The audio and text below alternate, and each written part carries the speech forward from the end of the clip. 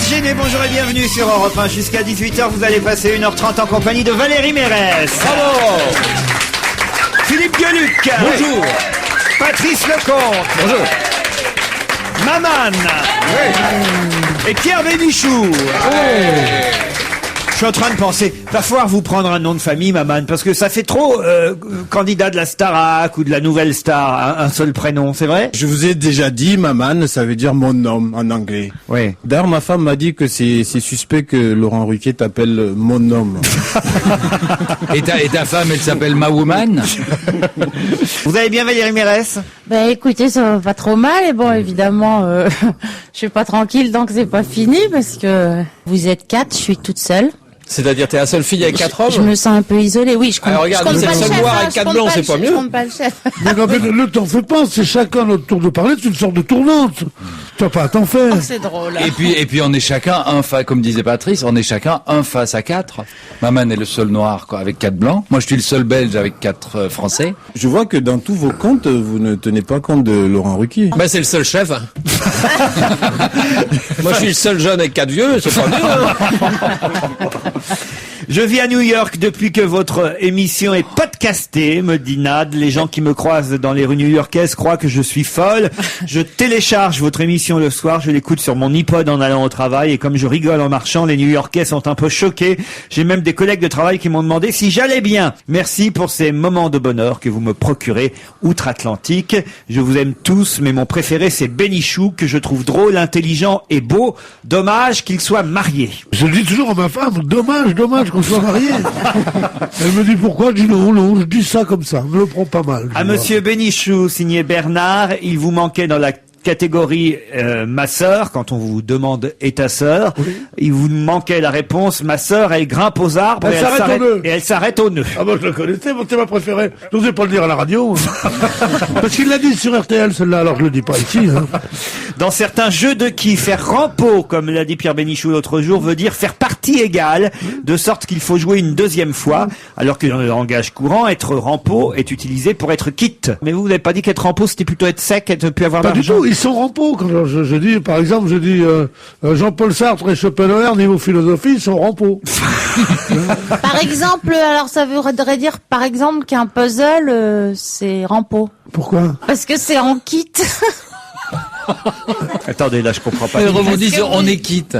Je comprends, tu attends que ce soit fini. Hein. Eh ben il y en a Mais qui non, mais s'appelait. Il y a une personne Oui, qui c'est la nouvelle. a trouvé ça C'est la drôle. nouvelle pour Je crois que bien se faire voir. l'explication, la définition de rampaux. Dire, Attendez, Pierre, c'est pardon. comme, tu viens de comprendre le puzzle? Pas du tout, mais je voudrais m'attarder 3 secondes Oh non. sur le fait que Valérie, depuis 15 jours, tente des blagues. C'était vrai déjà la semaine dernière à la télévision. C'est la kamikaze de l'humour. C'est ça que Valérie. Mais non, je suis une créatrice. Oui, c'est ça. Voilà. Je sens qu'on va avoir du mal aujourd'hui. Oh là. Non. Du mal pendant 5 minutes, après ça va aller. Ah, moi je sens que ça va glisser, ça va rentrer comme papa dans la bonne. Là. Ça va être vraiment pas cool. Oh non, ça c'est que je connaissais pas encore cette expression. Ah, si. Ça va glisser comme papa dans la botte. Oui, bien sûr. Non, pour ça rentre. On dit, est-ce que tu crois que ça va? Quand t'as trop de valises pour le coffre, tu pars en vacances dans l'euphorie et tu dis, bah non, ça rentre, t'es sûr? Ça rentre comme papa dans la bonne. Ouh. Bah, écoutez, alors, du père, de la ça mère. confirme le mail suivant. Denis me dit que ce n'est pas à la Comédie Française que vous devriez rentrer comme comédien, mais à l'Académie Française pour votre connaissance de notre langue, dit Denis. Ah, Ouais, je il a- connais pas les langues de tout le monde, hein, qui c'est? c'est Denis, mais il a Ah, raison. Denis, bien sûr. Par exemple, rampeau, ça devrait rentrer dans le dictionnaire, vous voyez, C'est par dans le exemple. dictionnaire, ça doit être dans le dictionnaire. Ah, c'est Mais ils y sont pas encore. Hein. Faire rentrer papa dans la bonne, Non, ça rentre comme papa dans la bonne. ça rentre comme papa dans Non, la bonne. l'expression, c'était ça rentre comme papa dans maman. C'était l'expression que les gens disaient à l'école maternelle. Et puis dès que tu arrives à la communale, tu dis ça rentre comme papa dans la bonne. Oh, mais c'est des gens un peu vulgaires, tu sais, comme ça, des années 50. Je surfe sur Internet et je vois que Philippe Gueluc a réalisé en exclusivité des séries de préservatifs. On en découvre tous les jours.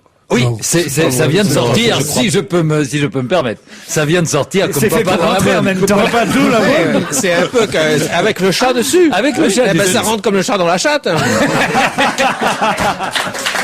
Pas Alors. toujours, monsieur, pas toujours. Non, je sais, mais enfin, je me suis laissé dire. Alors pourquoi j'ai accepté de faire ça? Parce que c'est le chat de Gay, Luc. Bien sûr. Parce que je me dis que si j'ai fait plusieurs boîtes avec des gags différents et je Quel me dis genre que de si boîte, les jeunes, boîte gay? avec des couleurs gays. Et si les jeunes collectionnent ça, comme les étiquettes Bien Panini, ils vont se les montrer, se Alors, les attendez, échanger. précisez-nous, c'est l'emballage ou c'est la capote elle-même qui... Non, la capote n'est pas en forme de chat avec les oreilles et le truc. C'est ça qui serait Ça aurait été bien, rigolo. mais ça demandait une fabrication. C'est- Peut-être c'est ça le chat viendra dans beauté. Non, c'est l'emballage. Et un des slogans de la marque, c'est dire au moins si vous rentrez seul, au moins vous pourrez rigoler en regardant la boîte des préservatifs. Ah, c'est pas Ça vous con, consolera. Non, mais ça aurait été franchement plus rigolo qu'il y ait des petits dessins sur la sûr. capote elle-même, sur le caoutchouc, quoi. Ça aurait été plus... Oui, et- parce que le chat aurait pu devenir énorme à des moments, et puis d'autres moments. Oui, c'est ça. Et oui, c'est puis ça. à la fin, ça devient une bande dessinée. Voilà. Écoutez, je vais y travailler. Je vais y réfléchir. Et pour ceux qui ont la queue plate, c'est diffusé chez Casterman. Bon, vous me demandez quand vous avez besoin. Hein. Je vous en- Gueuluc, il n'y a Laurent. pas que de bonnes nouvelles pour vous. Hein. Merde. Ah, Je veux non, dire non, zut. non. Mais en même temps, je vais vous aider à répondre car je suis sûr qu'il y a un moyen de vous défendre si j'étais votre avocat. C'est Germaine qui, dans un premier temps... Vous deviendrez mon maître collard? Oui, C'est ça que vous voulez tout dire? à fait. En échange de 10 préservatifs. Claire Bretécher a fait une bande dessinée sur les nez et elle a fait dire à son personnage combien de nez dans votre café. Philippe Gueluc lui a piqué sa bande dessinée. Il l'a raconté l'autre jour dans votre émission. Désolé Gueluc, dit Anne, mais l'histoire du nez de votre monsieur Schmitt et de Claire Bretécher dans un de ses albums des Frustrés. L'histoire de monsieur Gueluc, dit Christian, n'est-elle pas sortie d'un album de Bretécher? Monsieur Gueluc, dit Pierre, quand vous empruntez un bon mot à quelqu'un, ayez la politesse de la citer. L'histoire des sucres dans le nez, c'est de Claire Bretécher. Vous avez suffisamment d'humour sans en voler à d'autres. Moi, je trouve aussi. Enfin, Et bon. ainsi de suite. Mais alors, je vous laisse me défendre ou je me défends? Bah, moi, je vais vous défendre. Je pense que c'est plutôt Claire Bretécher qui, dans une bande dessinée, a repris une vieille histoire. Bah, tout bien sûr, simplement. exactement. Comme ça arrive régulièrement chez les auteurs de bande dessinée. Parce Chez que certains je auteurs de bande tacle les dessinée. deux, là. Chez certains auteurs de bande Non, dessinée. mais chez vous Mais aussi, bien ça sûr. nous arrive tous. Mais bien sûr, mais enfin, non, mais- c'est sûrement pas elle qui a inventé ça, Mais quoi. non, c'est une histoire elle qui dessine date- bien, mais elle n'a rien inventé. C'est une histoire qui date des années 50, et puis c'est un auteur formidable, Bretécher, mais c'est une histoire qui date des années 50. Et puis- aux C'est un États-Unis. auteur formidable, mais il y a bien longtemps qu'elle nous a pas fait rire non plus, celle-là. Oh non, faut Et pas puis dire ça. non. il vaut mieux raconter Ah non, non, non, les c'est blagues c'est des le tout autres. premier plan, Bretécher. Oh, c'est tout premier plan. Arrêtez, c'est pas parce que c'est dans l'Obs que... Pas du tout, elle le fait de moins en moins dans l'Obs. Bah oui, parce que c'est plus drôle. Pas du tout, pas du tout, pas du tout. Alors là, pour que personne ne dise que Bretécher, c'est pas drôle. Oui, c'est la plantue en jupon, c'est-à-dire ça fait 10 ans que ça fait plus rire personne, quoi. C'est extraordinaire. Moi, je veux vous laisser parler tout seul parce que vous dites que des bêtises en ce moment. Non, mais là, non, elle est très très bonne. Il y a Bretécher. encore des dessins à la une du Monde de Plantu qui vous font rire, vous. Oui, ça y est, plantu, non, mais peut-être pas, mais je parlais de Bretécher. Ben voilà. Faut Bretécher, dire les choses de temps en temps. Moi, ce que je veux dire, c'est que jamais j'ai prétendu que cette histoire était de moi. Voilà. En plus. De toute façon, vaut Donc- mieux se servir des histoires des autres quand elles sont drôles que d'en inventer dès qu'ils le sont pas. Exactement. Bravo Valérie. Voilà. Ouais. Bah, Tu comme penses ça, à- voyez, on est quitte. Allez, on se retrouve après la pub. On va se gêner avec Pierre Pénichou, Philippe Gueluc, Patrice Lecomte, Valérie Mérès et Maman. Alors là, je rigole, je me frise les moustaches parce que c'est quand même plusieurs semaines ici. Non pas que je prenne sa défense particulièrement, mais quand même que je constatais et que je vous disais, vous vous trompez. Je disais ça à ceux qui répétaient, ah, vous allez voir, ça va se dégonfler comme une baudruche. Ah, de toute façon, c'est facile d'être en tête des sondages parce qu'elle ne dit rien et patati et patata. Et l'anti-Ségolène commençait à se former au sein de cette équipe. Et qu'est-ce qu'on voit aujourd'hui? Elle fait la une quasiment de tous les hebdos et elle parle. Voilà, ça y est, alors là, vous pourrez plus dire qu'elle ne parle pas. Elle parle. Elle parle aussi pour dire qu'elle n'a pas arrêté son programme. Ouais, Elle, enfin- elle ne donne pas de programme parce qu'elle dit avec beaucoup d'honnêteté que son programme n'est pas arrêté définitivement. Enfin, Bon, elle, alors, elle se mouille, elle dit des trucs quand même. moi, j'ai jamais souhaité. Je n'ai jamais souhaité qu'elle n'arrive pas à une popularité énorme. J'ai dit que je ne prévoyais pas que sa popularité allait durer jusqu'à l'élection. On voit bien C'est pas d'ailleurs mon que souhait. le vent tourne petit à petit, il se rallie les uns après les autres. Même Louis Mermaz, nous dit le nouvel observateur mitterrandiste de la première heure, dit il se passe quelque chose, si ça continue, elle risque d'être incontournable. Ah ouais, c'est ça. Si les choses se précisent, François Hollande fera tout pour qu'elle soit élue. Voilà, il faut dire qu'il est bien placé pour l'aider quand même, normalement. Ça serait le comble, ça serait le contraire, c'est qu'il l'aide pas quand même. Allez savoir, c'est quand même un drame dans un couple, quand même, quoi. Ah ben, on lui pose la question dans Match. Vous sentez-vous prête, c'est la question de Match, vous sentez-vous prête sur le plan affectif à l'égard de François Hollande? Elle répond, à l'heure où la France connaît tant de problèmes, vous ne croyez pas que les questions sur mon couple sont très secondaires, répond-elle. Ce serait même indécent d'y répondre, les gens n'en ont que faire. Alors, on insiste à Match. On dit ça intrigue quand même beaucoup de gens. Comment avez-vous résolu ou allez-vous résoudre cet éventuel conflit entre l'ambition de François Hollande et votre ambition? Les gens ne se posent pas cette question. On ne me la pose d'ailleurs jamais. Vous pensez que je suis particulièrement indiscret demande le journaliste de Match. Elle répond, le phénomène couple n'intervient pas dans le jugement de l'opinion.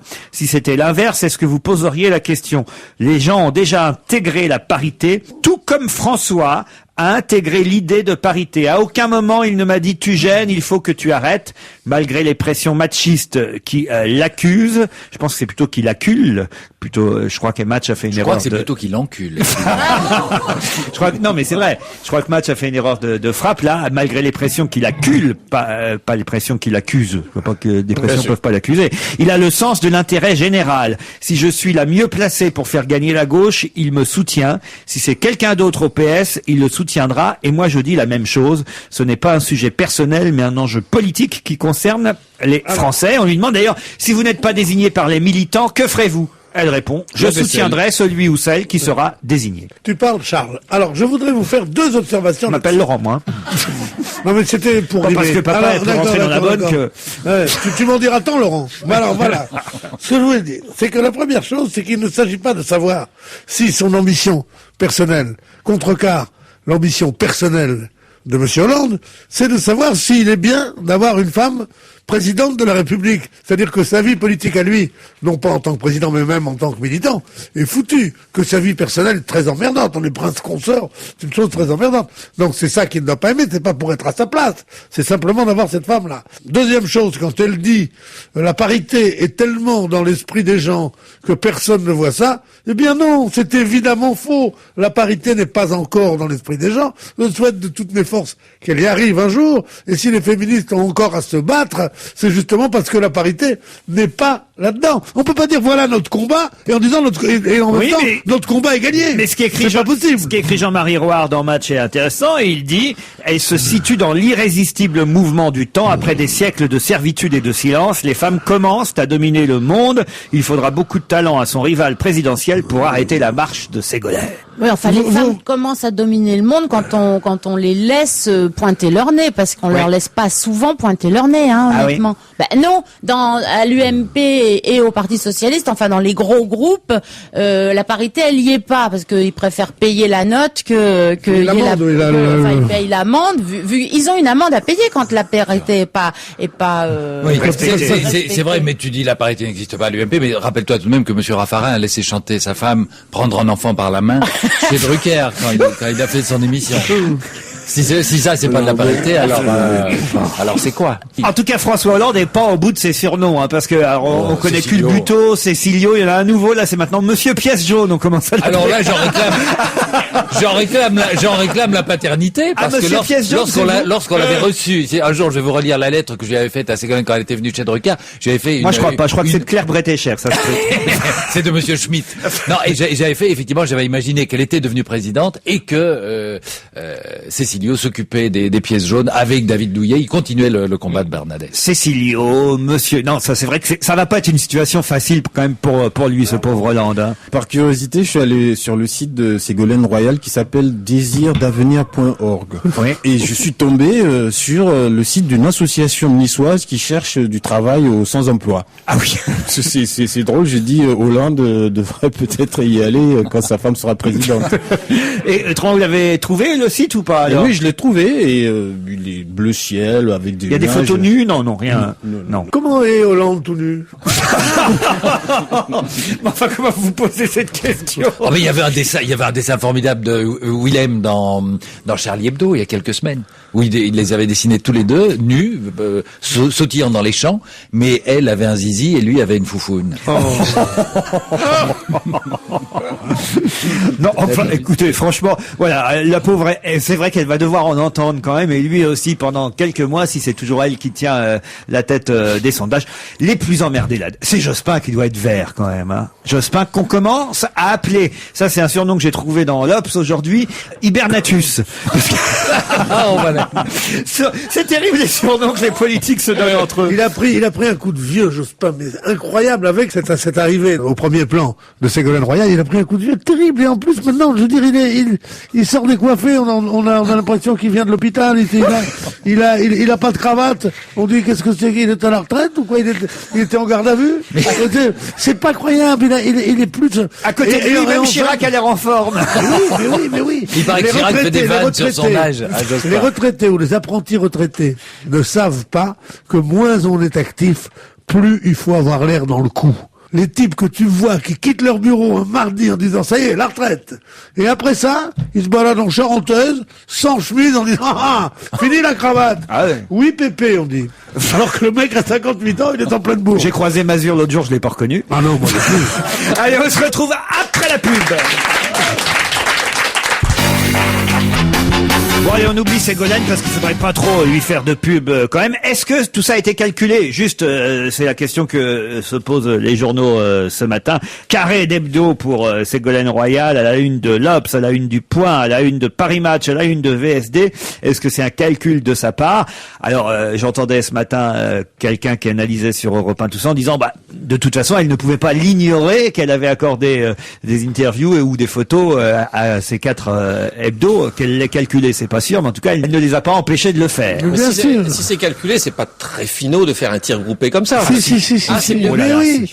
Le succès c'est appelle là où le elle est succès. très forte en fait. Hein. Tu le sais bien. Le succès appelle le succès. C'est-à-dire que tu as comme ça, elle en programme 2, le 3e vient, elle dit ah bon 4, 5, 6, 7, 8.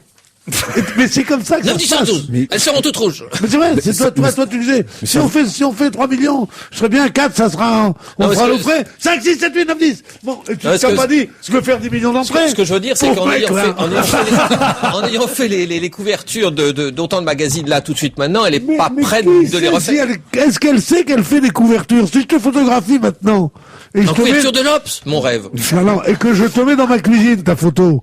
Est-ce qu'il y a 12 autres photos de toi dans ma cuisine? Bon, est-ce que tu diras, il a fait 12 fois la cuisine de Bénichou? Non, il a fait des photos, c'est tout. C'est les J'aimerais journalistes bien faire qui... 12 fois la cuisine de Bénichou. Mais non, ce sont les journalistes qui décident, heureusement, la photo qu'ils vont mettre en une ou à l'intérieur d'un truc. J'ai une autre info alors, un candidat qu'on n'attendait pas à droite qui se déclare pour 2007, Giscard, le retour de Giscard. Non, c'est une blague. Ah, vous y avez cru 2 secondes quand même. Pourquoi je parlais de Giscard? Parce que on va écouter une chanson qui s'appelle Les Ex, et c'est Camille qui chante Les Ex, c'est un extrait de son album Le Sac des filles. Les Ex par Camille, une chanteuse que certains adorent, que d'autres trouvent agaçante. Ah, vous aimez bien? J'aime beaucoup. Ah oui? Je trouve qu'elle a une fraîcheur. Du chien, du machin, elle est marrante. Et moi, j'adore la trouver agaçante. Oui. Ouais. Ça m'agace que vous l'adoriez. Alors, un mot sur Berlusconi, c'est ce week-end que tout va se jouer. Lui aussi se retrouve à la une de pas mal de journaux en ce moment. Bon, alors il faut dire qu'il promet à tout va aux Italiens. C'est la dernière chance, quoi. Il manque pas d'air quand même. Vous savez, son dernier truc, c'est qu'il a refusé d'aller ce soir à un débat sur une de ses chaînes à lui. Parce que sur les 4 chaînes importantes, il en possède 3. Il y a que la RAI 3 qui ne possède pas. Alors, c'est sur une de ces chaînes. Il n'y va pas. Pourquoi? Il dit parce que c'est un piège. Je vous connais, les journalistes, vous m'avez muselé pendant cette campagne. Alors, quand on s'est aperçu qu'il était passé 32 fois plus ou 31 fois plus que son adversaire, il est costaud quand même. Tapi à côté, c'était Raymond Aron, quoi, Tapi à côté. Non, mais sérieusement, c'est incroyable. Bon, Berlusconi, alors ça veut dire qu'il perdra ses chaînes de télé si jamais il ne passe pas? Comment ça va se passer? C'est à lui. Il est propriétaire. T'as 3 voitures rouges. Tu te présentes t'es pas élu. On va prendre tes voitures. C'est à lui. Tout ce que je veux te dire. Sauf s'il y a une loi qui décide que l'audiovisuel italien doit être redistribué. Ah, une loi de Parce prévention. qu'il pourra dire du mal sur l'autre s'il a toujours ses télés. Bah oui, évidemment. Bravo Valérie. Vous suivez. Hein, parce que voilà. Voilà, reste-en là, t'as tout bon. Valérie Mérès, Patrice Lecomte, Philippe Geluc, Maman, Pierre Bénichou. Et alors, on va aller à Marseille parce que là, ce qui s'est passé dans cette fameuse brasserie, la brasserie des Marronniers, hein, c'est le nom exact, où il y a eu une fusillade, est assez étonnant. Hein, c'est Farid Berama qui a été abattu. Dit, comment on l'appelait, le rôtisseur. Alors, vous savez pourquoi on l'appelait le rôtisseur? Ouais, parce qu'il faisait chauffer les pieds des gens, sûrement. Ah non, pas il chauffait les pieds des gens. Il brûlait les voitures dans lesquelles il a tué ses ennemis, non? Voilà, c'est ça. Il est passé, on l'appelait aussi le barbecue parce qu'il les brûlait, il les mettait dans le coffre des voitures. Ils n'ont pas osé le méchoui. Ces victimes étaient retrouvées carbonisées dans le coffre de leur véhicule. Voilà, c'est comme ça qu'on l'a appelé le rôtisseur. Ils sont quand même 10 à être apparus encagoulés dans cette brasserie alors que tout le monde était en train de regarder le match de foot Milan AC Lyon. Heureusement d'ailleurs que le match, nous dit-on, était diffusé sur TF1 parce que si ça avait été un match diffusé sur Canal encrypté, il y aurait eu encore plus de monde évidemment dans la brasserie puisque les gens regardaient le match chez eux. Ils n'avaient pas besoin d'aller dans cette brasserie pour voir le match. Mais c'est le patron de la brasserie qui a fait une petite boulette parce que les mecs sont arrivés à 10 en cagoulé. Ils ont demandé une table et il a dit je peux pas, je suis débordé, c'est le coup de feu. Et paf. C'est ce qui s'est passé pour de vrai. Mais c'est un tout petit snack bar, moi je l'ai passé devant. C'est pas du tout. Ah, ça m'étonne pas que vous connaissiez, vous. Tiens, Quoi, mais tu vas repérer les lieux avant que tes complices. Non mais le rôtisseur, on connaît son équipe. Même si une fois qu'il y en a un qui tombe. Les 10, c'est des mômes, hein, ils ont 25 ans. Les 9 autres, ils sont là. Ils vont les retrouver, c'est sûr. Quand ils vont les retrouver, ils vont donner les noms des patrons. Et c'est pour ça que le milieu à Marseille est fou de rage contre eux, ils veulent les retrouver pour les buter. Selon des écoutes téléphoniques, faut savoir que ce genre d'élimination de fusillade s'appelle un anniversaire. Ou une bouillabaisse aussi, ou encore, il y a plusieurs termes, un feu d'artifice, et les victimes, on les appelle des dames ou des fiancées. Par exemple, ça donne des phrases, ce sont les écoutes téléphoniques qui donnent ça. Après le boulot, une fois que le boulot a été effectué, une fois que la fusillade est terminée, on s'appelle, entre truands, on dit, ça y est, la dame a mangé les langoustes comme prévu. C'est du San Antonio, ça. C'est incroyable. Je pensais pas qu'on pouvait faire ça encore en 2006, que ça existait encore. Moi. Ça s'appelle la Saint-Valentin aussi, hein. Oui. Ça s'appelle ou le bar du téléphone ou la Saint-Valentin. En Amérique, ils ont la Saint-Valentin. Et à Marseille, il y a eu le bar du téléphone. Oui. Qui a été joué par Francis Huster. Alors tout ça à cause de machines à sous. Alors ce sont pas les machines à sous comme dans les casinos évidemment, ce sont les machines à sous mais qui sont pas autorisées ces machines à sous dans les bistrots. Normalement elles doivent être planquées, non? Elles sont pas planquées, elles sont là, mais ce qui est interdit, c'est de payer les gagnants. Tu gagnes, tu fais 3 valeurs, alors on te dit vous auriez gagné. Et si t'es un mec qui connaît le patron et tout ça, il paye en vrai argent. Tu comprends? À Paris, il y a pas ça, par exemple. Je vois pas de machine à sous dans les cafés. Non, on se gratte. Il y a de temps en temps un type avec le bras, l'avant-bras levé, vous tirez sur l'avant-bras et parfois il vous donne. Si, des machines à sous, il y en a à l'Élysée, avec les pièges jaunes de Bernadette. Oui, mais à part Bernadette, il y a pas d'autres machines à sous à Paris. Il y en avait à Paris dans certains quartiers, il y en avait en banlieue, et il y en a de moins en moins maintenant. Bah, ils nous font la vie dure, hein. Bah oui. Il y en a moins en moins parce qu'il y a les casinos pas loin. Sérieusement, Pierre, quand vous parlez là dans cette émission et que vous avez l'air de bien connaître, vous faites partie du milieu ou pas? Pas du tout, où pensez-vous? Mais non, mais vous avez un surnom, Pierrot, je sais pas moi, Pierrot l'artilleur, Pierrot le beau Pedro. Le beau Pedro. Bah bien sûr, oui. Non, mais c'est pas vrai, je fais pas partie de rien du tout. J'aurais trop peur et tout ça, parce qu'ils mènent quand même, on peut dire ce qu'on veut d'eux, mais ils mènent des vies dangereuses, c'est la seule chose. Et puis ta voiture est connue dans toute 22, la lavelle Satis. Non, mais c'est pas du tout ça, mais c'est vrai que. Attention, j'ai lu des romans policiers. Carglass à 21h. J'ai lu des romans policiers, puis j'ai vu tous les trucs de Simon, d'Audiard, machin. Puis en plus, quand même, j'en ai croisé certains avec qui j'étais en classe. Bruno Mazur, par exemple. Moi, j'avais voyagé dans l'avion avec René Lacanne. Ah oui, racontez. Mais il y a, je sais pas, il y a un moment, hein, il y a une petite 25 ans à peu près, j'ai tourné dans un film, j'avais un petit rôle à l'époque. Il y avait Depardieu dans ce film. Depardieu jouait René Lacanne. Voilà. Explique qui est René Lacanne, alors. Eh ben, c'était un gangster. Je suis partie sur le tournage et à côté de moi, il y avait un monsieur que je ne connaissais pas parce que les productions, ils vous envoient à plusieurs et tout. Et en fait, Et ben c'était le vrai René Lacanne qui venait sur le tournage où il a fait un petit rôle. C'était un film de Francis Giraud où il a fait un petit rôle et c'était le vrai René Lacanne. Et alors, il avait l'air de tout sauf d'un gangster. Il était rangé des voitures, comme on dit. Complètement rangé. Mais vous savez pourquoi il était rangé des voitures? Non. C'est parce que il faisait partie de la bande de Pierrot le Fou, des gangsters de l'immédiate après-guerre, peut-être de l'occupation.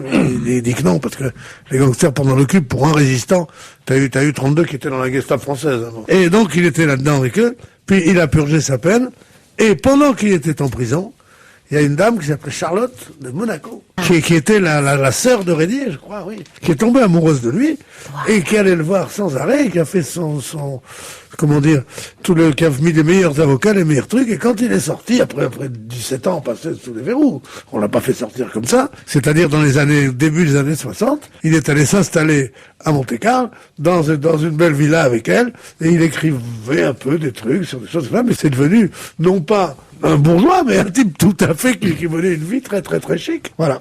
L'histoire de René Lacanne, amant de mademoiselle Valérie Mérès. Pas du tout. Vous avez eu une petite aventure avec René Lacanne? Mais pas du tout. En plus, C'est elle qui l'a surnommé comme ça. Hein. À l'époque, j'étais très jeune et puis lui, c'était un vieux monsieur. Hein. Ah oui. Vous savez pourquoi on l'appelait Lacanne? Non. Parce qu'il avait été blessé Il avait été blessé à la jambe et qui traînait la patte. Les surnoms, c'est très simple, tu sais. Un mec qui est beau, on l'appelle beau, comme moi. Un mec qui est petit, on l'appelle petit. Un mec qui est grand, on l'appelle grand. Francis le Belge, pourquoi on l'appelait le Parce Belge? qu'il te ressemblait un peu. On l'appelait Francis de Vanderberg. Il avait des capotes ridicules avec un chat au-dessus. Quand Yannick Noah parle de son fils, bon alors là c'est pareil, hein, les journaux sont pas très originaux ce matin de ce côté-là. C'est à la une de quelques hebdos, c'est à la une de Match, c'est dans le Parisien. Quand Yannick parle de Joachim, dans François, quand Yannick parle de Joachim, bref, ils ont tous eu la même idée évidemment à interroger le père sur le fils. Bon voilà, on comprend qu'il soit fiero quand même, Yannick. En tout cas, ce qui est formidable, c'est effectivement ce trio de père et même de grand-père à père en fils qui font chacun un sport différent et qui deviennent stars, vedettes dans leur sport différent. Chacun au très haut niveau. Le grand-père en foot, le fils en tennis et le petit-fils en basket. C'est-à-dire que on voit que est-ce qu'il y a c'est de l'inné ou de l'acquis? Parce que si c'est de l'inné, le type devrait normalement avoir des réflexes de tennisman.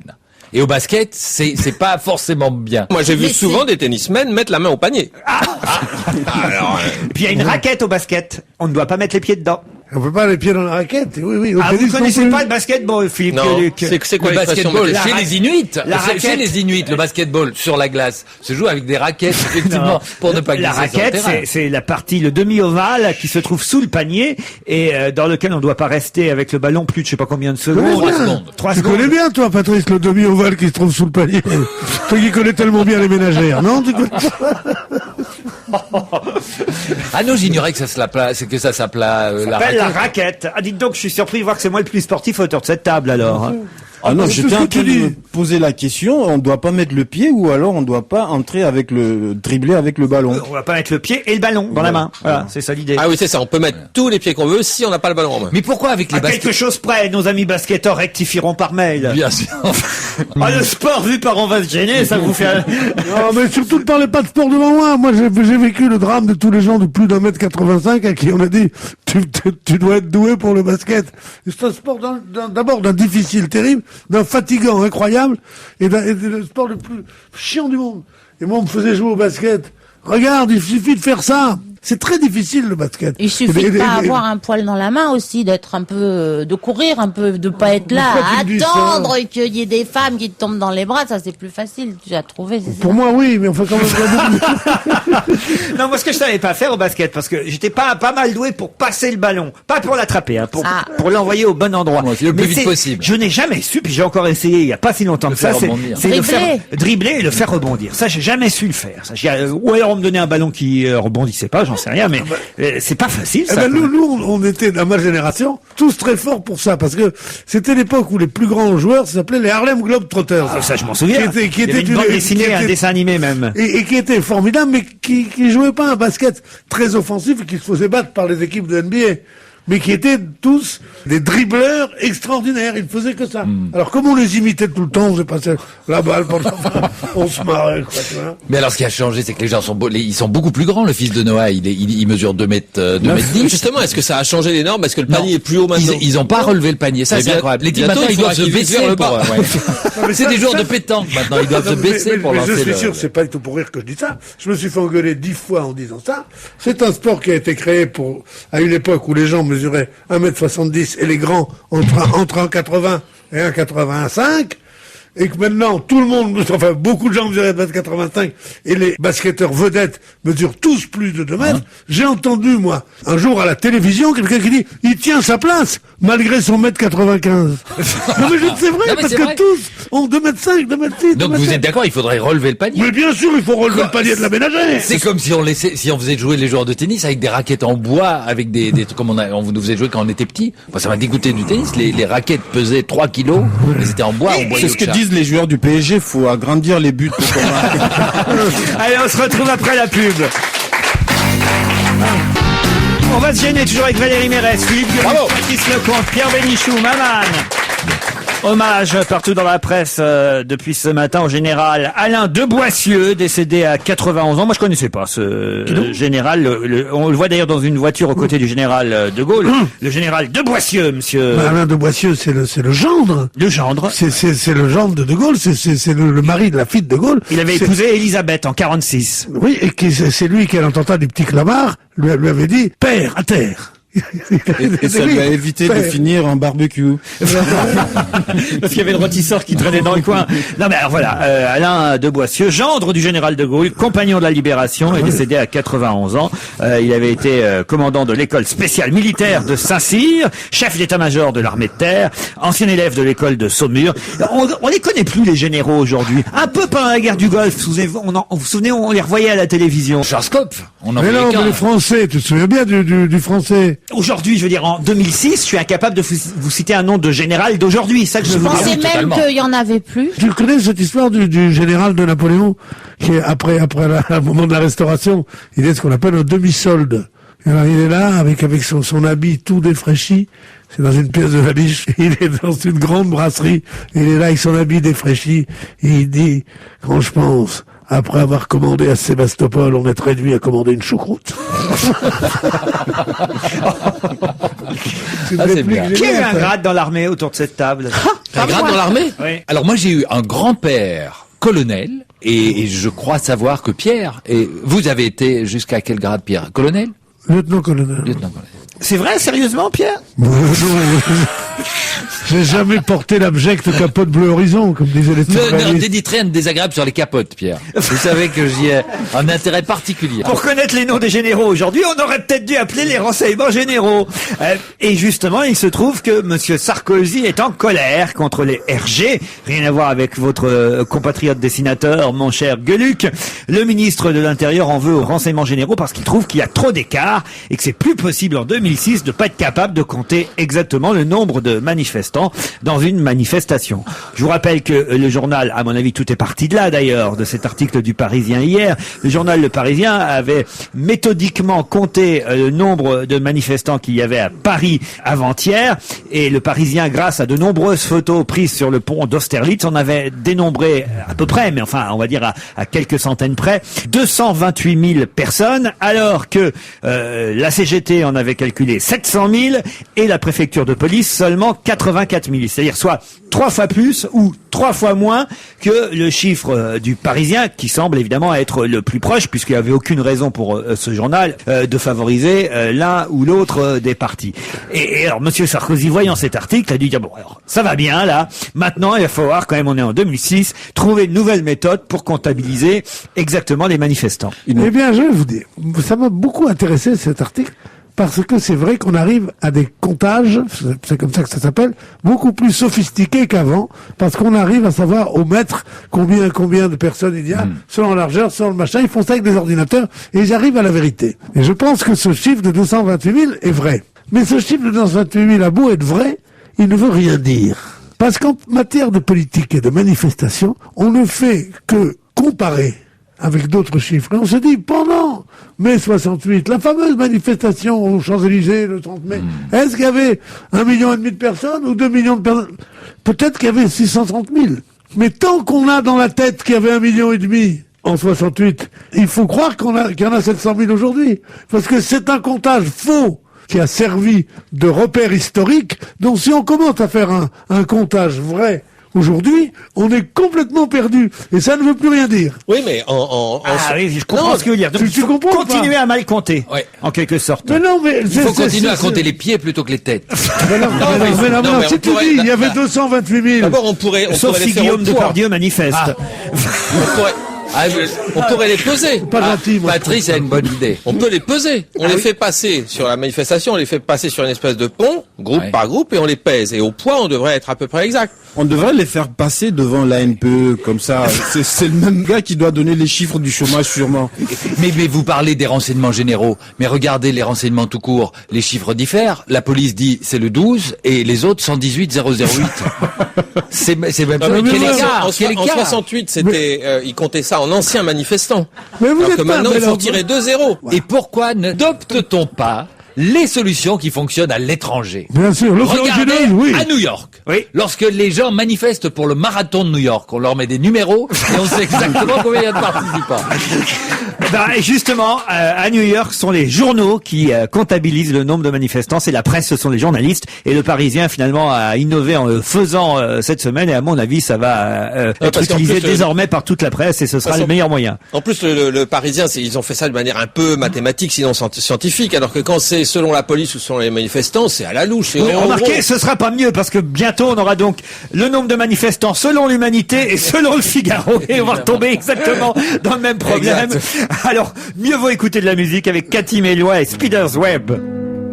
Dans le Courrier international, on nous raconte que de leur vivant, les Beatles s'étaient juré que si l'un d'eux mourait en premier, il enverrait aux autres un message depuis l'au-delà. Hélas, dit Paul McCartney, John Lennon n'a jamais essayé de me joindre.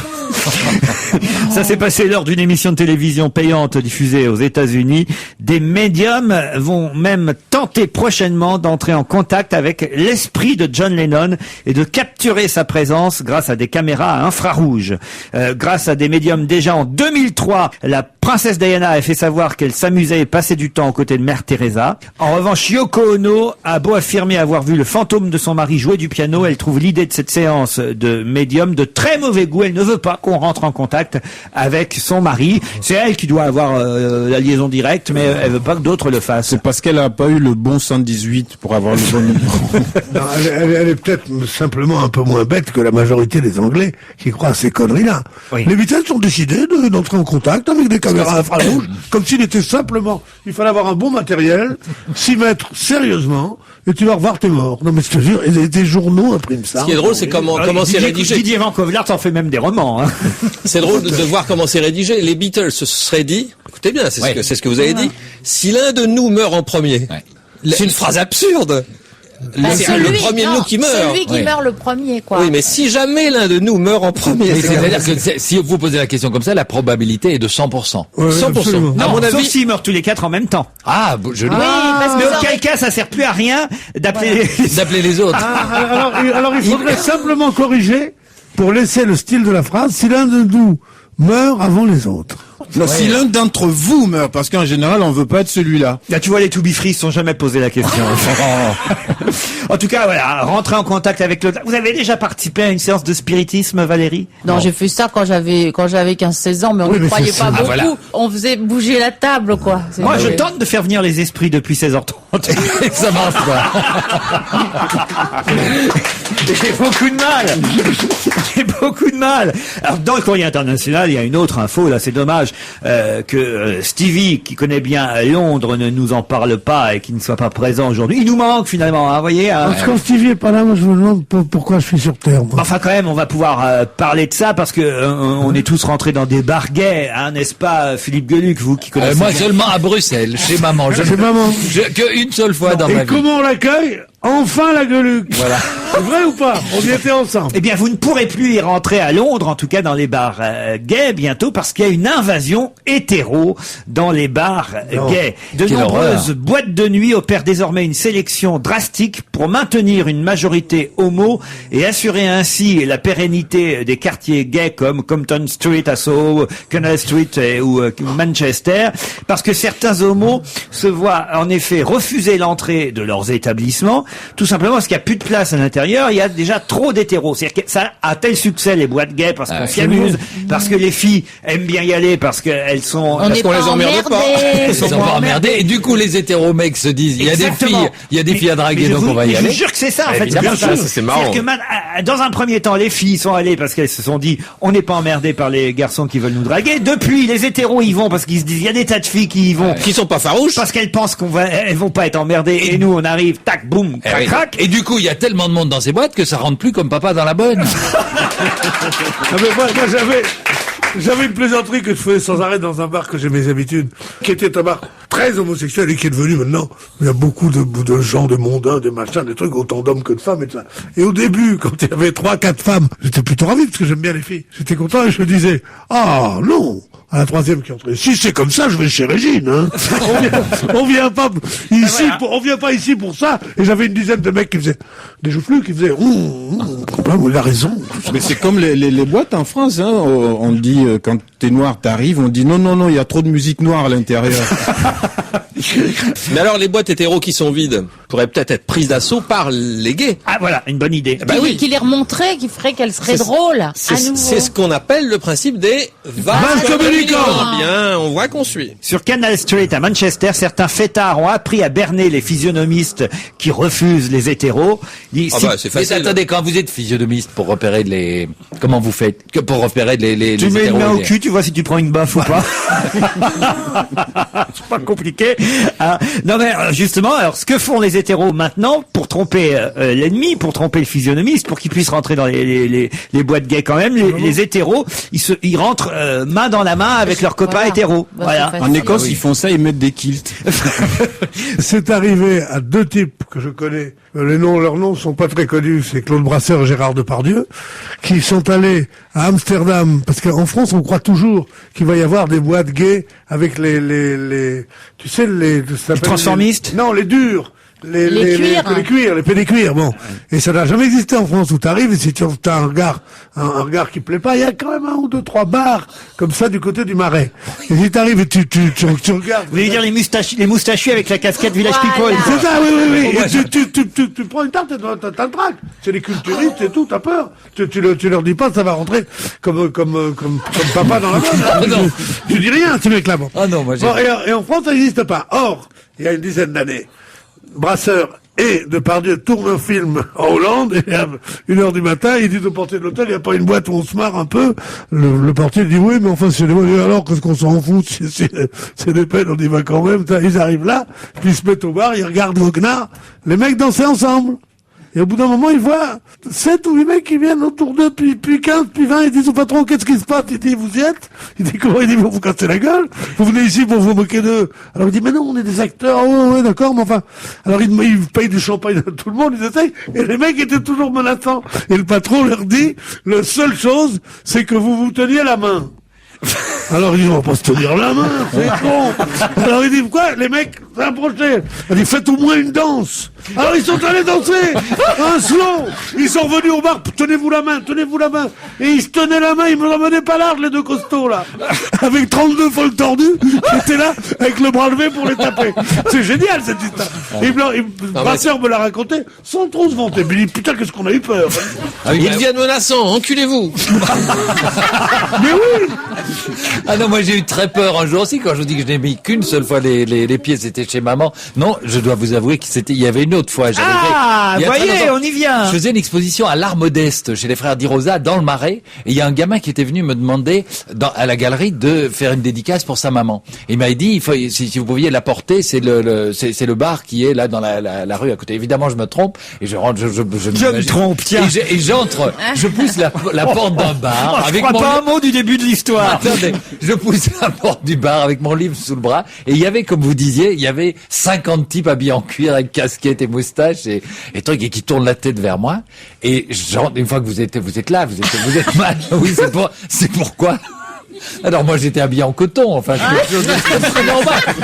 Tu avais tort parce que ça ne va pas du tout. Et je dis, excusez-moi, mais j'apporte le livre dédicacé que m'avait apporté le fils de la patronne.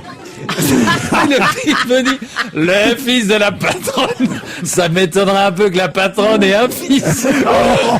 Et j'ai très vite compris, alors j'ai fait à reculons, je suis parti à reculons. J'ai dit, excusez-moi, je me suis trompé d'adresse. Et je suis sorti, mais à tout j'ai pris les jambes à mon cou. C'était... Non mais il faut pas se moquer. Ah mais non, attendez, je me moque parce que j'en suis sorti. Tu t'es moqué, ils ont ton adresse. Sur le moment même, je n'avais aucune envie de me moquer de personne. C'est là que vient l'expression dur à cuire. Eh oui. Allez, on se retrouve après la pub. À tout de suite. On va se gêner jusqu'à 18h. C'est l'heure de Serge Liado. Bonjour Serge. Bonjour à tous. Alors aujourd'hui, les chansons qui se ressemblent vont beaucoup plaire, je crois, à Pierre Bénichou. D'abord, parce qu'une des deux chansons concerne Charles Trenet, c'est bien cela? Oui, absolument. Et l'autre est un générique de film, une musique de film très, très, très connue. Je vous laisse expliquer. Oui, bon, vous savez, Charles Trenet a parfois intenté des procès à certains de ses camarades pour plagiat. En revanche, lui-même avait quand même des influences très évidentes des grands compositeurs américains comme Irving Berlin ou Cole Porter. Et là, en l'occurrence, il s'agit de Scott Joplin.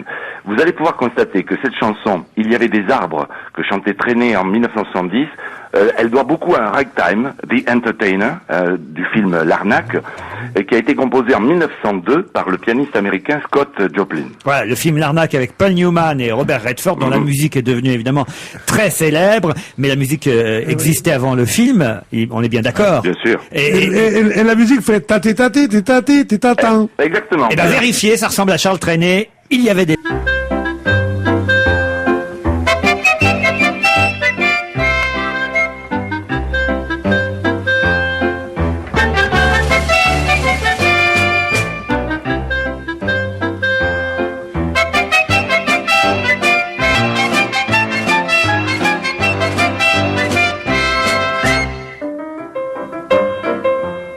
Et dans le ciel des oiseaux rigolos, à la route amie que j'avais faite ce jour-là, je ne pourrai jamais oublier ça.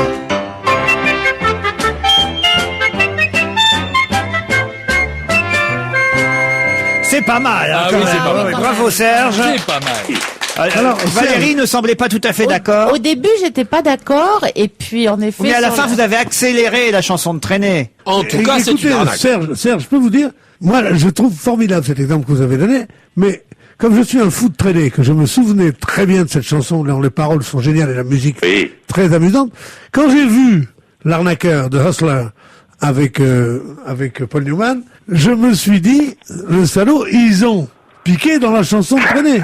Parce oui. que le film est 10 ans après la chanson de Trenet.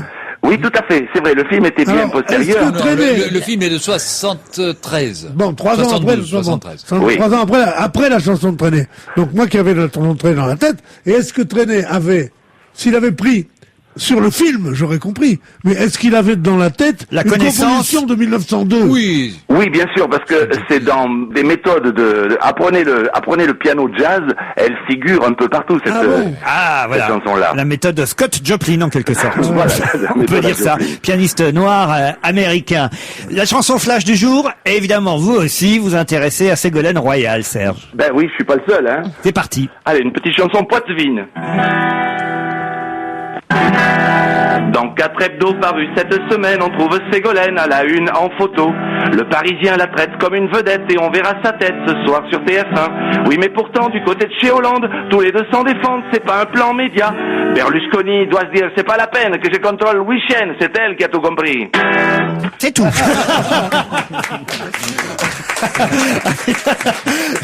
Je m'attendais pas à cette chute, mais vous avez raison. Elle est finalement plus douée que Silvio Berlusconi. Ah, c'est ce qu'on peut Et dire. elle fait des économies. Dites, il y a une contestation là, Serge Liado, par rapport à la musique de l'Arnaque, parce que moi, j'ai encore une autre version de cette musique. Ce serait une chanteuse française qui aurait chanté avant Charles Trenet. Qu'est-ce que c'est cette blague? Ah, c'est pas une blague, écoutez.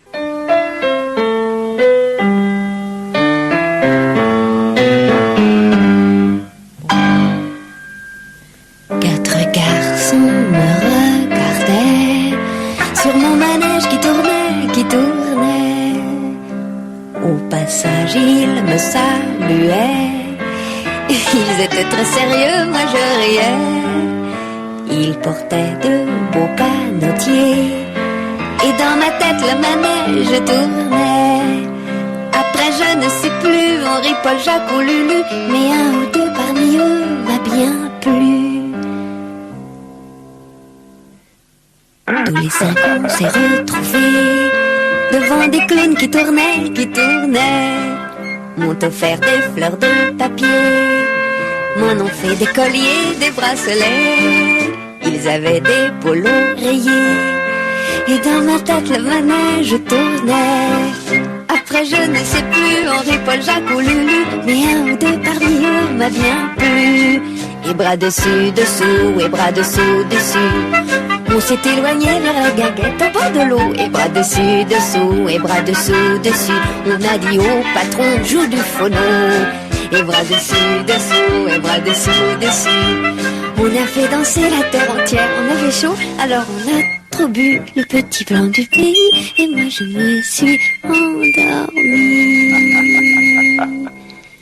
Je savais bien que je rêvais dans l'herbe à l'ombre des grands peupliers.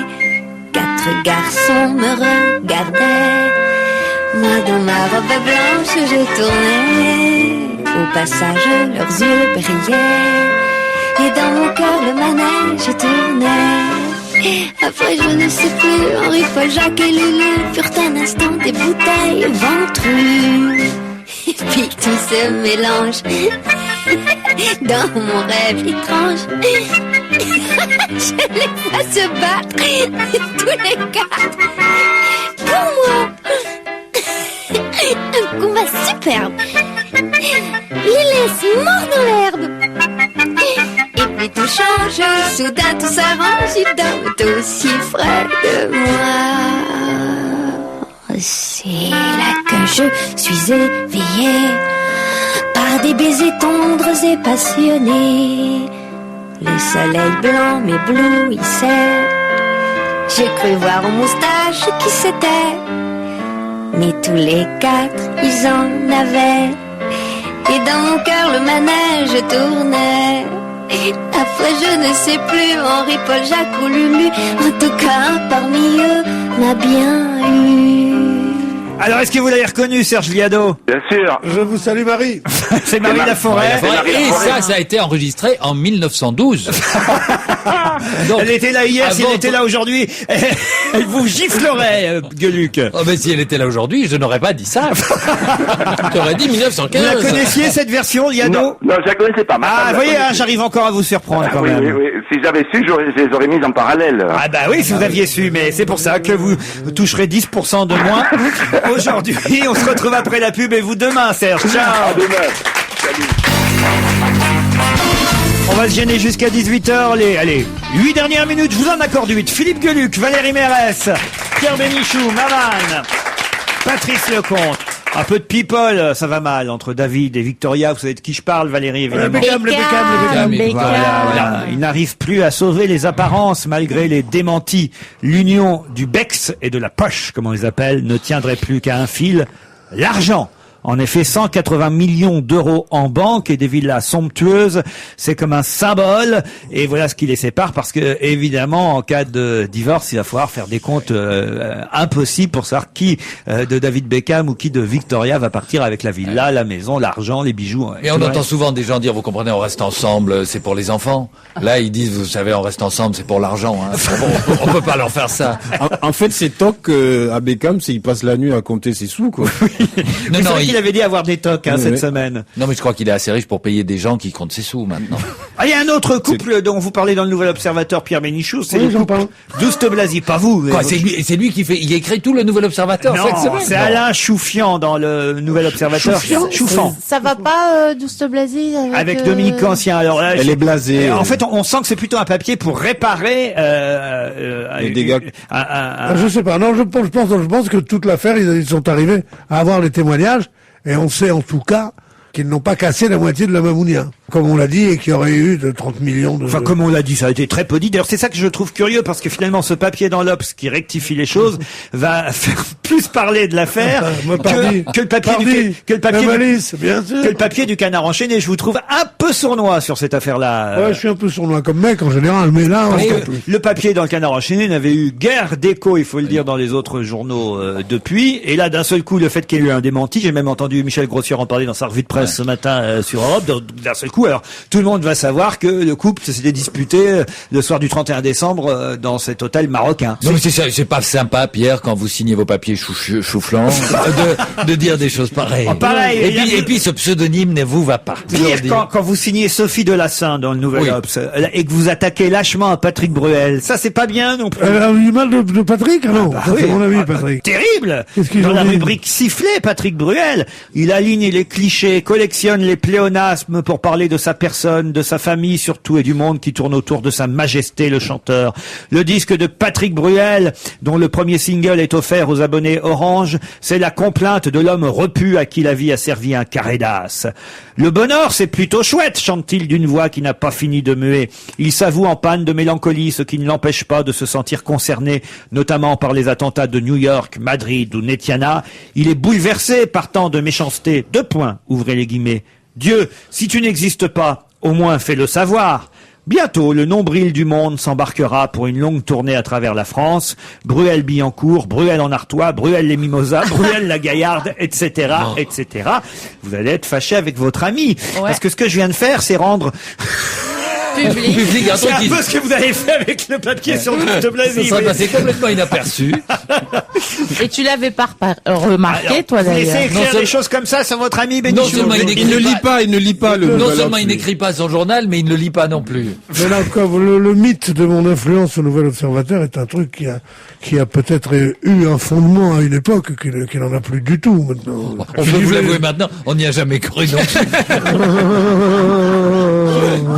Dessine sur tes capotes pourries, toi. Il vous l'a pas envoyé dire, alors. Ah ouais, il met des chats sur les capotes. Rien de ce qui est humain n'est étranger à mon compte en banque, n'est-ce pas, sale con? Ah non, ça n'a rien à voir là, c'est une... Ah oui, ça c'est une bonne question. Vous prenez combien sur chaque capote? Ah, je sais pas. C'est quoi, les usagers ou les neuves? En tout cas, à chaque fois, je penserai à vous maintenant. Ah mais, j'espère que ça vous stimulera. Ah non, ça c'est horrible. C'est pour ça que je pouvais pas. Non, parce que je me suis dit peut-être que finalement c'est pas un pote de Pierre Bruel. Il est pas mal son album en plus. Moi je trouve. Ah franchement. Quand t'as Gueuluc, il est marrant, je trouve. Moi, pour l'année prochaine, je crois qu'il faut qu'on le garde. Mais alors, tu arrêtes de faire des conneries avec tes capotes, hein. Parce que ça nous gêne, nous. Maintenant. La lessive aux noix, ça c'est dans Le Point que j'ai trouvé. Ça, vous n'y êtes pour rien. Non, enfin bien que c'est pas loin. Gueuluc, mais la lessive aux noix. Ça s'appelle aussi le bain de siège avec à l'eau savonnée. Oui, dans un bidet, la lessive aux noix généralement. Non, alors là, je suis très sérieux. Ce sont des noix de lavage. Ça se vend sur Internet ou sur des étals de marché. 10 tonnes de noix de sapindus, c'est le nom. Sapindus, bien sûr, le sapindus. Pendant la guerre, il n'y avait pas de savon, on mettait du sapindus. Ce sont des petites écorces aux vagues allures de châtaigne, un peu collantes, à l'odeur douce, pas franchement appétissantes, les noix de sapindus, et pourtant elles sont vendues à 12 € le baril, ces noix, renommées pour le lavage, mieux que la lessive. 4 noix enfermées dans une chaussette plongée dans le lave-linge, lavent parfaitement, même à moins de 40 degrés. Le linge, vérification faite, n'est pas rêche, il sent bon, et ces 4 noix peuvent être utilisées pour 3 ou 4 lessives, et ensuite mélangées à de l'eau, elles deviennent savon et shampoing. On peut se faire un shampoing aux noix. Aux noix. Attendez, je comprends pas. S'il faut 4 noix pour laver une chaussette. Mais non, tu la mets dans la chaussette. Ça vient d'Inde, non? Non, pas du tout. Ça vient d'Inde du Nord. Ouais, ah bah vous voyez d'Inde du Nord, vous voyez Pierre. Et toi d'Inde du Sud, Et toi cochon d'Inde. Ouais, elle a porté la savonnette pour se laver la chaussonnette. Moi j'aime bien le... Qu'est-ce que c'est que ça, Pierre? C'est une chanson de Blond l'albinos. La fille au rabbin, elle est partie au bain. Elle a porté la savonnette pour se laver la chaussonnette. Viens. C'est une chanson de mon enfance. Ah ouais. Vous savez, moi, je suis gâteux parfois. Vous me l'avez assez dit. Eh bien, prenez Stevie, il est jeune. Voilà. Allez, une dernière info, juste avant de partir. On pensait que c'était les plombiers polonais qui allaient envahir le pays. Vous vous souvenez de cette polémique au moment du référendum sur la Constitution? Eh bien non, ce sont les prêtres polonais qu'on fait venir chez nous en France. On n'a pas assez de curés en France, alors on fait venir des prêtres polonais parce qu'il n'en manque pas là-bas en Pologne, évidemment. Il ressuscite Jean-Paul II? Non, mais il y en a beaucoup. En Belgique, c'est pareil. Mais vous savez que le prêtre polonais est un peu plombier aussi parce qu'il doit réparer le truc d'eau bénite régulièrement aussi. Ah oui. Il doit savoir tout faire. Pour qu'on puisse faire des bulles, évidemment. Oui, parce qu'il a plus de bonnes, le curé polonais. Pourquoi? Avant, il y avait les bonnes du curé, maintenant, il y en a plus. Toi, t'en avais une bonne, là. Ça rentre plus. Vous non plus, vous n'avez plus de bonne depuis un moment, là. En tout cas, voilà, il y a plus de 7000 élèves qui remplissent les séminaires du pays. La Pologne ne manque pas de prêtres et donc les autres pays européens en font venir. D'ailleurs, il y a le fameux salon du prêtre importé. Bon, enfin voilà, est-ce que vous pensez que ça va faire peur à nos prêtres français? Ah oui. Non, forcément, s'il y en a pas assez, il faut qu'ils viennent. Il y a juste un petit problème, mais j'ai beaucoup de respect pour les prêtres polonais et pour les plombiers de n'importe où. En Belgique, on connaît aussi ce phénomène d'importation de prêtres polonais. Et le problème, c'est que quand je fréquente peu les églises, mais lorsque je vais enterrer un parent ou un ami dans une église, jour de fête donc. Et qu'un prêtre polonais fraîchement arrivé dit la messe, on ne comprend rien. Ils ont dû faire travailler les Polonais dans les gares alors aussi, parce qu'on comprend rien non plus. Il y a des annonces. Pour les baptêmes à l'autre Pologne, c'est sympathique. Ce qui est terrible, c'est que Lèche étant un prénom polonais très répandu, vous avez des curés qui s'appellent mon père Lèche. Et ça... Mais c'est pas nouveau, ça. Ça, c'est pas nouveau. On se retrouve demain à 16h30.